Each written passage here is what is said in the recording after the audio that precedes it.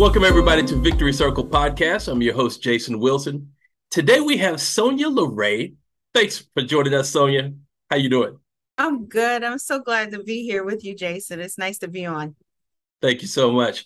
Sonya is a fashion psychologist joining us from the city of brotherly love in Philadelphia. He has also a community called Your Body Beautiful. Tell us what fashion psychology is, Sonya.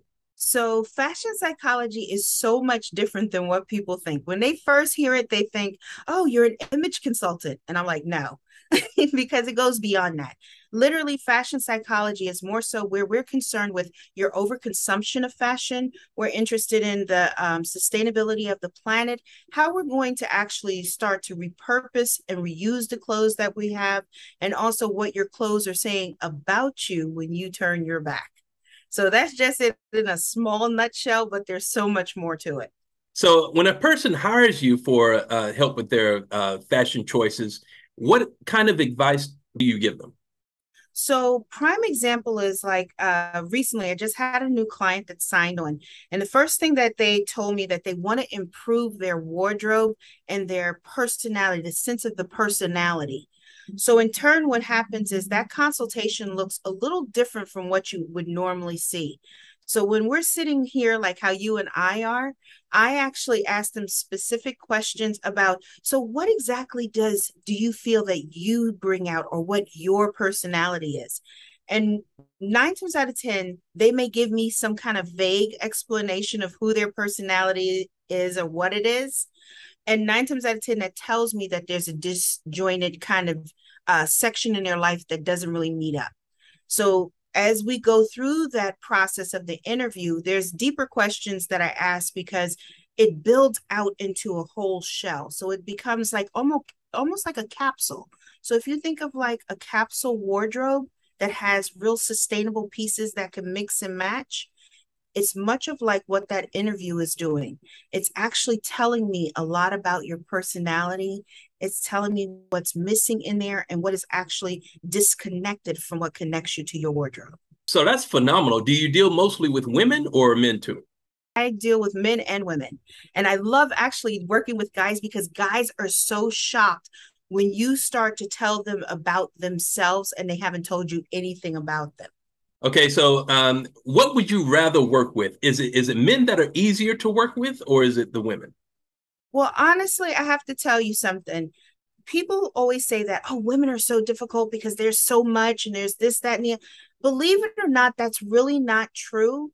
Men are a little more challenging because they don't really sit in that space and place long enough to really resonate with their wardrobes. It's basically that it's functional, I look great, and I can go. But they don't realize certain things and certain aspects because most men don't even realize that they also have a body type. So they're really actually even wearing things that are incorrect, that don't go with their body type, that don't complement them. And then on top of it, when you're trying to educate them on color analysis, that is even a deeper essence that they're like, what? So it's a challenge. And so I would say that my difficulty sometimes is more of the on that male side because it's so many different nuances. So when you do a color analysis, everybody thinks like their skin color, but that's not it. So color analysis goes on about the undertone of your skin. So most people don't understand that. So really educating them about that because a lot of times they say, "Well, I'm brown skin. I can wear any color I want." Yeah, but you might be brown skin, but you may have a yellow undertone. So that means that you cannot wear those big bold colors that you might be thinking that you could wear. You might fall into that autumn spring category, so which is so different. So do you run into a lot of men that, they love to wear the same kinds of clothes every single day and they don't want to change? Yes, but trying to uproot that habit, because I think sometimes what happens with people, now that goes into the psychology part of the mindset. People get into a fixed set inside of there that they're not so easily to pivot and change. And where something really is broken, they really don't realize it because it's almost like their uniform and that badge that they put on every day. So then, along with that and the kinds of clothes that people wear, do you have to like go deep into that person's history as far as their relationships are concerned? It plays a part in it, in all honesty, especially when you're dealing with certain things and certain elements that clients that are more disjointed because they don't really have an identity, or they've always been so structured because someone has dictated their style to them. Never really get a hold of it. They kind of come through those years, those formative years, parents making decisions, whatever. Maybe they get into a controlled relationship and the person is dictating more of that. And now that they're on their own, they really don't have a sense of who they are. And so the wardrobe tells so many different stories about what they're not. So, Sonya, tell us about Your Body Beautiful. Oh my goodness. This is the jewel of all jewels. I have to tell you, I'm so excited over it. Jason, this all came about because a very good friend of mine, a dear friend who is a plus size model, she actually was on her way to a model call. So ended up that when she got to the model call, inside of the green room was literally, they had the show The Doctors on, and the woman who was had taken the billboard out, they had on that show. But she made such a bold statement on that show that just kind of blew my friend away, that she had stated that literally that this body beautiful and this positivity and all was a real excuse for plus size people to disregard their doctors, to ignore their health problems, and they just wanted an excuse to eat and do whatever they wanted and didn't care what the outcome was. Well, No. yes, it blew my mind. So literally the show comes on later here. So which was great because I got to see it in real time and to hear it for myself and everything that she said. Well, needless to say, Jason, that just kind of stirred everything in me. And I went live on my Instagram page. And I just started leaning in on this pain point of body shaming has got to stop. We are in a position and a place now. And what is so startling about this? And I think why it touched me so deeply is because as a fashion psychologist and working in this industry, I deal with people on a daily basis that hate their body, that have body dissatisfaction, body dysmorphia. I see younger and younger children developing eating disorders because they're being bullied and told that they're fat or they just don't fit what is the status quo of society, what is being put out in media. Right.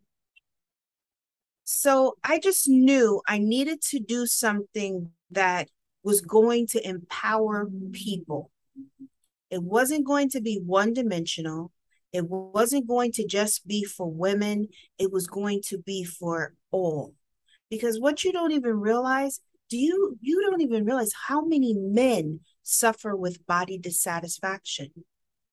And so many that even have been heavy and then they lost weight and they can't see themselves as looking good or accepting maybe now they have a little extra skin or whatever. But teaching them those dual superpowers is going to blow people's minds away. More people need to see and hear it because I think a lot of times in this industry, we all come across things that people say constantly. It sounds good, but nobody really walks the walk or talks the talk. But I can honestly say that I've been in this industry for 22 years and I have been talking and walking the same way.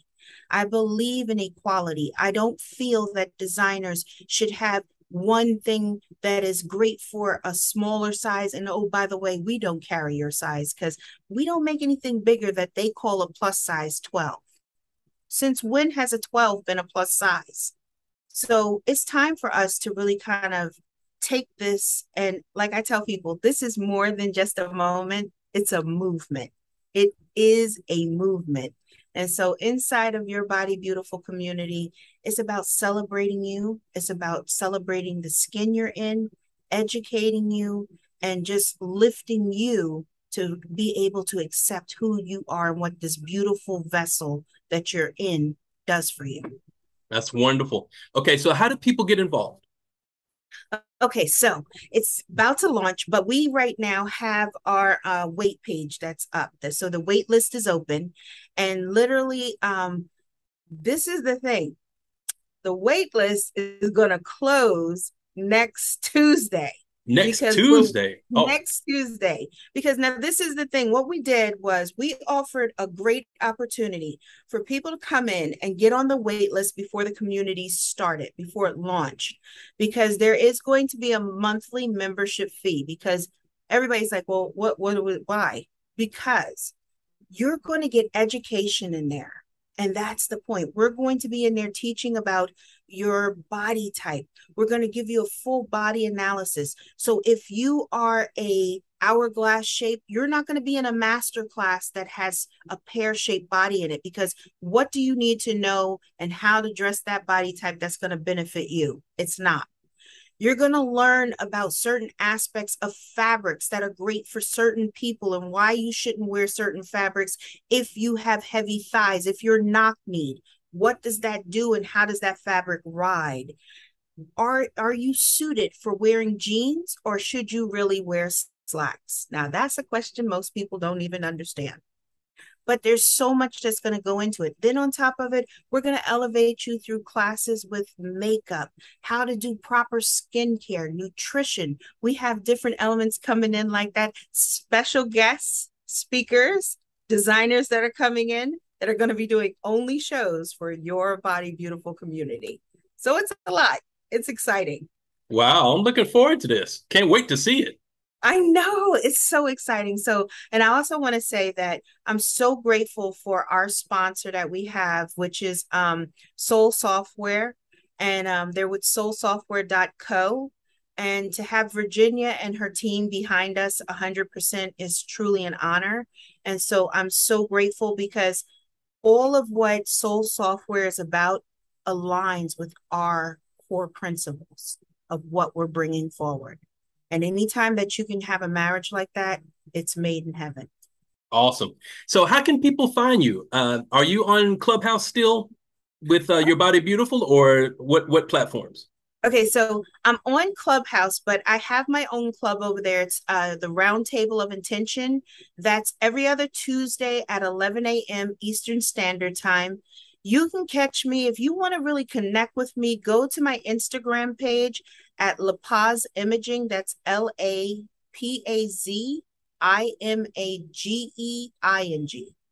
And then, of course, we're going to be building out our page even for Your Body Beautiful over there, that we're going to start to have people start following on Instagram, because we're going to have certain elements that are going to be there. And then there's going to be certain things that we're going to even share, that just little peeks. We're not going to give it all the way because we feel like that's why you're a member. But we just want to have certain elements. And even we're going to even open up some of the major master classes that will happen inside of Your Body Beautiful to outside members that can pay and join the class, that master class as well. So we got a lot of things coming down the pipeline. I have a mini webinar that's going to be launching in October. So stick around. Got tons and tons of stuff. Oh, that's wonderful. I'm so glad to be here with you too, Jason. And even that you supported us, because Victory Circle and Jason Wilson have been a huge part of us and we appreciate it. And so I can't thank you enough, because I feel like you allow our voice to be heard and allow us to vibrate at a higher decimal. So I Sure. thank you. It's really a pleasure. And, it's a passion of mine to support people, to give people a voice. And, in a sea of people on social media, who's going to see you? Exactly. Exactly. So Yeah, it's so wonderful that we can, because I feel like that's what we need. We need more eyes on us so we can make these changes, and that we can bring that, like that beautiful sunlight in the back of your picture. That's what I want to do for people and open up to them, that there's endless possibilities for them. And once you get comfortable and are able to say that you're enough, oh my goodness, the possibilities are endless. And it just changes the perspective so much. yes. So do you have clients in other countries or is it just the States? Oh no, LaPaz Image Consultants is international. So we are not just based in the US, we're in Paris. We have clients in Australia. We work with clients even in India. So we have people all over. So it's one nice thing because it allows us to really tap deep into community. And community looks so different, but one thing it does, it unites people that have the same mindset and the same goals. So people are always wanting to feel good about themselves. They want to resonate with a different level of who they are. And so La Paz is there, and we're the conduit that brings all those things together.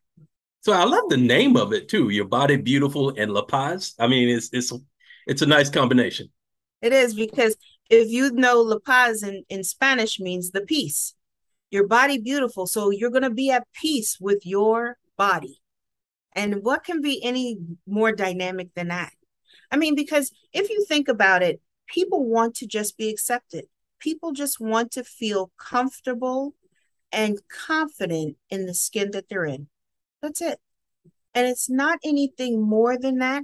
But unfortunately, society is dictating it in a wrong sense. And it's time for people to like, kind of like turn the TV off and start listening to that inner voice start to resonate better. And what's better than to get with someone who's already vibrating at that decimal? I mean, another thing that I just love about you is your voice. I mean, you have that radio voice. Well, thank you so much.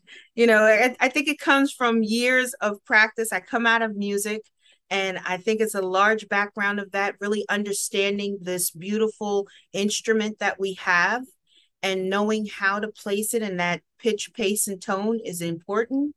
So, and other thing is, I think because this is a voice that's in my family. So if you listen to me and you hear my voice, you would hear my mother. And listening to me, you would hear my grandmother, my great grandmother, even. So I have the same pitch and all from them. So, as a kid, was it your dream to go into broadcasting, or what did you want to do when you were a kid? So now this is going to blow you away. Everybody has dreams. They're going to the moon. They're going to be rock stars. They're going to be all these things. My dream was that I was going to be my grandmother. Really? I wanted to be my grandmother. My grandmother was a socialite, and literally, she was just so elegant. Jason, if you could have seen her, you would just been blown away by her. How she carried herself, she was just so poised, and she had such a presence about her. And I was just so enamored with her as a child. And I would watch her brushing her hair and all. And she would say, "Oh, what are you going to do when you grow up, Mija?" And I was like, "I'm going to be you." She was like, "Oh, you got to be something. What do you want to be? You want to be a scientist or what do you want to do?" And I was sit there and I would really be baffled over that. And I told her, "I want to be you." And so it's so funny because my parents tell me I am so much like my grandmother. Is that So right? yeah, so I guess in a large way, I got to be her because everything that I'm about, the fashion industry, the music industry, things that I'm doing inside of my career and different things, those are the things that she was about and the things that she loved. But she was also a person that was about equality, making sure that people were being treated correctly and not overlooked. And because my grandmother, like she said, she always told us that we were had a blessing because I was light skinned, I have green eyes, and she was a brown woman, Latin American, but you know, they treated them differently because they treated, you know, in America they made her like black. They said that she was black. And she said, but she wanted us to realize that there was more to us than skin color. And so, even from a little girl, my grandmother died when I was 10 years old. Is I that right? carried all those lessons, all those conversations in me. And I even give them over to my family. My daughter, she's 10. She's the exact same age as I was when I lost my grandmother. And she lost my mom when she was 10. So it's a lot of similarities. So I tell her all the time, we are the legacy of our family. And that is what carries in us. And so our voice must keep going. And it's what I believe in. Sonya, I would say mission accomplished. Thank you so much. Thank you. Yes. So you said you had a story to tell me. You said Oh, that not very many people know this, but oh, you were going to tell me here on the show.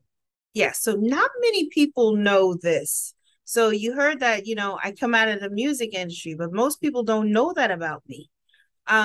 Because I'm actually classically trained and I sing 6.5 octaves comfortably. I'm a spinto coloratura. Are you serious? Yes. So that Wow. is something that people don't know about me, that I literally am classically trained. And opera music is almost like pop music. I sing it so effortlessly. It's just that easy for me. And I love it. Wow. Okay, so at what point did you transition from music to broadcasting? So, believe it or not, my life took a huge turn while I was in college because I started my company when I was 18. So, I was just getting fresh in college and everything, and everybody would come to me to style them because it didn't matter what I was wearing. 9 times out of 10, I probably made it. I cut it up and changed it up anyway because that's what I do. And even like this didn't have this piece. This was a part of the bottom of the shirt that I decided that it needed to be at the top. Is that okay? Ends up that that's what I've always done. And so ended up as I was going through school, I've always had this gift that was inside of me. And my friends would say, "Oh, yo, we should go out and let you sing, and we get some money and then we'll go somewhere to eat or whatever." I was like, "Okay, it was no big deal. It was just like fun." But my mom was so funny because my mother was my manager, but she wasn't my manager at this time. She was just my mother. And we went out, and everywhere we would go to eat, if they had an open mic, my mom would say, "Go sing." And literally, I would go sing. Well, I fell into my career because I won a singing contest unbeknownst to myself at a restaurant. And they signed me right then and there. The people came, they had me come to the studio. They was asked me to sing, do what songs do you want to sing? And I told them all the songs that I knew and different songs. And they was like, "You sing that?" I was like, "Well, yeah." And my mom was like, "Oh yeah, sing it for them." And they was like blown away. They was like, "What in the world?" What kind of So music did you sing? I'm actually a balladeer. So if you think about Celine Dion, Whitney Houston, Mariah Carey, I'm in that genre. Okay. Yeah, that's the music that I sing. So even like my cover songs at the time was all of like Whitney Houston's music, Mariah Carey, Celine Dion. I even re-recorded for my demo, My Heart Will Go On and All the Man That I Need. And that actually is what started to get me in front of so many people in the industry, was because they couldn't believe I was doing this song and doing it so different from even the artists and the notes that were being placed into it. So it was just kind of like it fell into it. But then as I was going on my career, lo and behold, I had a major hiccup. I was doing a major opening for a very well-known talent, and I really had a severe headache. I had a severe headache, Jason, like one that you could not even believe. Hmm. And ended up that they told me I did very well at the show. And notice I said they told me I did well. I don't remember it because as I stepped off the stage, I collapsed. Just as you clear the outing from the audience, I stepped around and I collapsed, and they rushed me to the hospital. And it's really where my life changed, is because I literally went to the hospital. They called the stadium. My mother was still there. They said that I believe that I have meningitis and they needed to do a spinal tap. And she was Oh. like, "Whatever you need to do to save my daughter's life, please do." And lo and behold, the resident didn't wait for his attending, and he ended up paralyzing me. No, are you kidding me? Yeah, seriously. And Oh. I literally didn't even know that I was paralyzed when they did bring me back around. I didn't even realize I had been in the hospital for about 3 or 4 days by then. Hmm. I thought it just all happened, and when it happened, I thought like, "Oh, I must have really hit my head," because I thought they had me tied down. I really must have struck my head. And my mom was standing behind the doctor, and I could see her eyes were filled with tears. And the doctor kept asking, could I feel this? And I was like, no. And I was like, I don't know what you're talking about. He said, it's okay. Don't worry about it. And they put me back to sleep unbeknownst to myself. And 4 days passed again, woke me back up, did the same test. And that's when they told me that I was paralyzed. And I wasn't even just paralyzed from the waist down. I was actually a paraplegic when I first got in the chair. Oh, God. Yeah. And I spent almost a year in the chair with no feeling from head to toe, and went to an appointment, and the doctor stuck me in the arm. I say stab because that's how it felt. It stabbed me in the arm, and I said, ow, what did you do to me? And because they keep your eyes closed, they tell you don't look. And I really did not realize he had stuck me, and I felt it. Hmm. And he did it again. And when I had the same reaction, he was like, Sonya, you felt that. And I was like, so and it was just so exciting. And in that time span, with was like maybe around 4 months into that, I started to get like feeling and sensation at the top half of my body. But I spent 5.5 years in a wheelchair. 5.5 years. Yeah. Wow. And it just kind of moved me into, because I didn't sue the doctor that did this to me. No? No, no. And everybody was so like, oh, I know you're going to sue him. And no, I didn't, because you know why, Jason? Believe it or not, before all this happened to me, Sonya was a different person. I was young.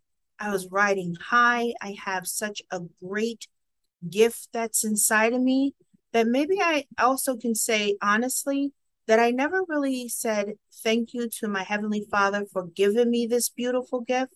And I took it for granted, and I was a little arrogant too.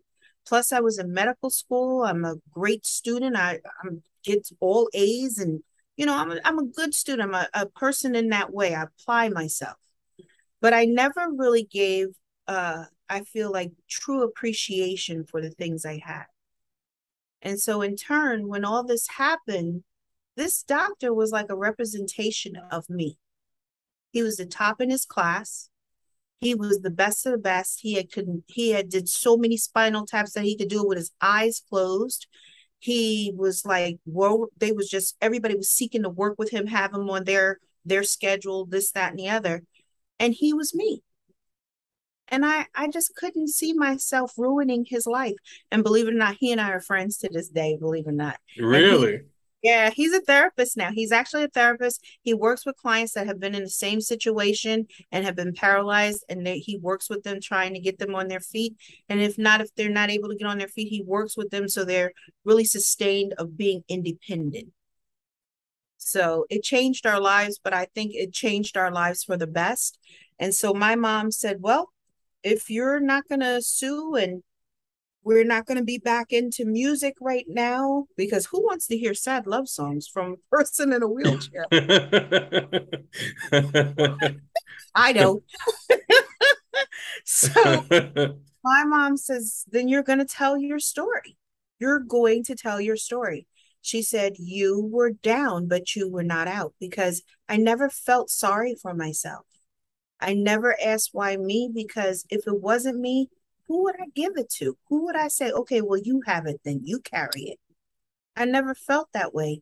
And so through my story, I was able to really start to resonate with people in a different way. And I was going through school, medical school, getting through, coming to be, a psychologist, and doing things that I needed to do as far as it goes with relationship and lifestyle counseling, what I wanted to really do and helping people to pivot their life. It turned out to be a great blessing. Yeah, yeah. And I mean, I'm blessed here just listening to this right now. So, well, yeah, it's a story. I tell you, everybody says, well, when you're writing a book. So Right. you know what? I'm in the process of really doing it. I never felt like it was the right time, but I feel it is now. And I think because I have such a passion inside of me to help people to get out of their way, because we have choices that we can make. We can either choose to fall on that sword and just be that victim and not move ourselves beyond that point, or we can actually pick up that sword and then become the champion of our lives, to move things and pivot things that are better. And then to help us to step up on it, that we can walk into our greatness. All right, Sonya, what a message. I knew this was gonna be good, but I mean, you just blew me away with that. Oh my goodness. Well, Yeah. thank you. I'm very humbled by everything that I've gone through and what I've had the privilege to do now. And I think becoming friends with people like you is always enriching my life. When I get to really come and pour into topics or discussions that I believe in, and even build communities like Your Body Beautiful, it's just that added grace that I'm given each day to be thankful for it. And the other part is that I carry on because this was my mom's dream. And I lost my mom a little over a year ago. And so I have to do well because I'm her child. Well, you're doing phenomenal, Sonya, and I congratulate you on everything that you're doing, especially with Your Body Beautiful. But you are a beautiful person, and Oh, thank you so much for being on the show. thank you for having me. This is an honor, Jason. You don't know. I'm excited. I'm glad you asked me. Yes, and we will continue with Circle Back to You, our short segment of this show, starting next week, ladies and gentlemen. I'm excited. Yes, me too. Okay, Sonya, thank you so much. We will see you again soon. Thank you for watching Victory Circle Podcast. Please subscribe to our YouTube channel.